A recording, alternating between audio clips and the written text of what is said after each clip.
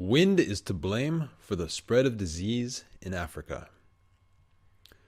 Sandstorms are a major part of life in the Sahel area in Africa. The Sahel stretches from Senegal to Ethiopia.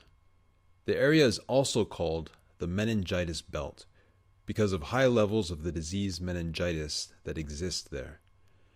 Now, new research suggests sandstorms may be the cause of the high number of bacterial meningitis cases each year in the Sahel. British and Belgian researchers think high winds from the storms are to blame. They say the winds force sand, other small particles, and the bacteria that causes meningitis deep into the respiratory tract.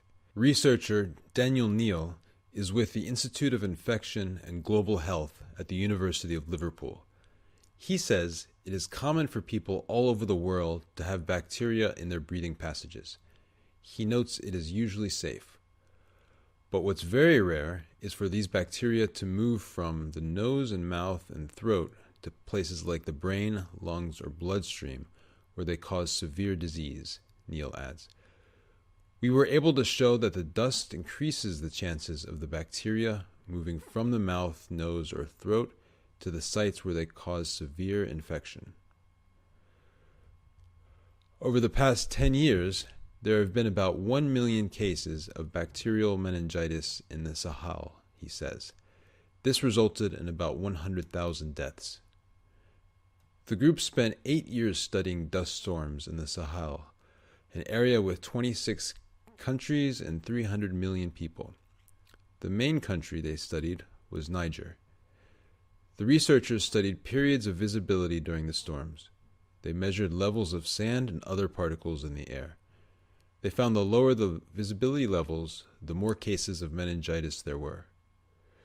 Researchers believe sand debris is the problem. During a dust storm, the debris causes irritation to the inside of the nose, mouth, and throat. The irritation makes it easier for bacteria to enter the rest of the body. Neal adds that the hot climate in the Sahel causes bacteria to release toxins. These substances make it harder for the body's natural defenses to fight infection. Antibiotic drugs and vaccines have reduced the number of meningitis cases, he says, but the numbers might be reduced even more if people going out in the storms covered their faces with scarves. And that's something that we could test relatively simply, Neal adds.